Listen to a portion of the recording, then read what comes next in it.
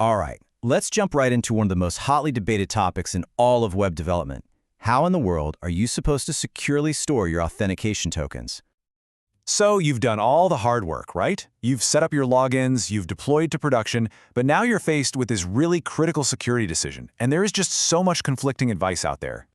And if you're feeling that, well, you are definitely not alone. It is an incredibly common feeling for developers. But don't worry, by the end of this, you're going to have a clear, actionable best practice that you can feel confident about. Okay, so first things first, let's set the stage and make sure we all understand the key players in this whole security puzzle. Think of a JWT, or JWT as some people call it, as a secure, self-contained digital ID card. When your app shows this card to the server, it proves who the user is without having to send their password over and over again. Now, what's really important to get is that we're actually dealing with two different kinds of tokens here. First, you have the short-lived access token. This is what you use for all your day-to-day API calls. Then, you have the long-lived refresh token, and its only job is to get you a new access token when the old one expires. This whole system is what keeps a user logged in without them having to constantly type in their password. All right, let's kick things off with our first contender in this storage debate, local storage. It's the simple, super convenient choice. You know, local storage is it's so easy to use. A couple of lines of JavaScript, and you are good to go. But, and this is a big but, that ease of access is also its greatest weakness. Pretty much any script running on your page can just reach in and read whatever's inside. And that right there is the heart of the problem. It's called a cross-site scripting attack, or XSS. If an attacker can find a way to inject their own malicious JavaScript onto your site, maybe through a vulnerable library you're using, they can literally just write a script that says, "Hey, local storage, give me that token," and then send it off to their own server. Just like that, it's game over. Now, you've probably seen this argument online, right? Some developers will say, hey, if you've got an XSS vulnerability, you're already screwed, so who cares where the token is? But that's not really how good security works. The whole idea is defense in depth. We shouldn't make an attacker's job easy. We can do better. We should do better.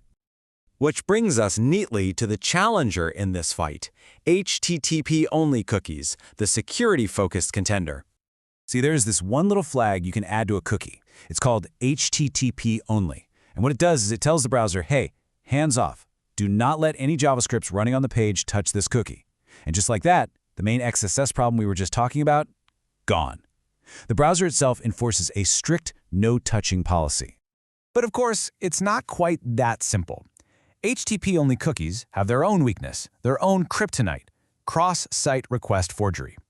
Because the browser is so helpful, it automatically attaches cookies to every single request going to your domain.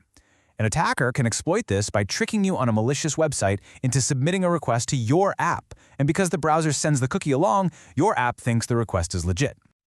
Now, while CSRF is a really serious risk, it's important to know that modern browsers give us some powerful defenses against it, specifically this same site attribute.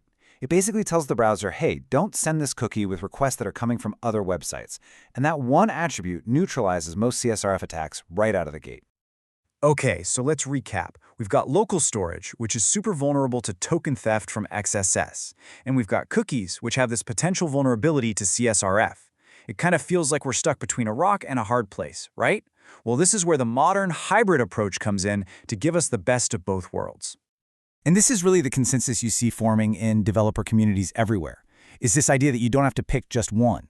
You can combine their strengths to cover each other's weaknesses. It's all about using the right tool for the right job. So here's the game plan, and it's actually pretty brilliant. You take that super valuable, long-lived refresh token, and you lock it away in a secure HTTP-only same-site cookie. JavaScript can't touch it. Then you take the short-lived access token, and that just lives in your application's memory, literally just a JavaScript variable. If the user hits refresh, poof, it's gone. But that's okay, because we can just use the refresh token, which the browser sends for us automatically, to get a shiny new access token. You see? The window of opportunity for an attacker becomes incredibly small. And this diagram here shows a really clever way to pull this off, even if you don't control the main API you're working with. Just look at the flow. Your client app on the left isn't talking directly to the API on the right. It's going through this little proxy server that you control in the middle. So when you log in, the proxy gets the tokens from the API, but before it sends the response back to your app, it snags that refresh token and sets it as a secure HTTP-only cookie. It's genius, really. The browser handles all the secure storage for you, even if the backend API was never designed for it. Okay, so let's wrap things up here by taking a step back and seeing how this all fits into a much bigger security picture. This table just lays it all out so clearly. I mean, look at the trade-offs. But if you check out that final column, the hybrid in-memory plus cookie approach, it's the only one that scores low for both XSS and CSRF vulnerabilities, all while giving you the session persistence that users expect. It really is the best of all worlds. But, and this is so important, you can't just do this and call it a day. Secure token storage is just one piece of the puzzle. Real, robust security comes from building multiple layers of defense, assuming that any single one of them might eventually fail. So yeah, that means you also need to be doing all the other important stuff. Sanitizing every single piece of user input, implementing a strong content security policy to lock down which scripts can even run on your page, and using modern frameworks that have a ton of these protections already built in. Every single one of these is another wall an attacker has to try and climb. So you have to ask yourself, right now, is your token storage strategy a weak link or a strong one?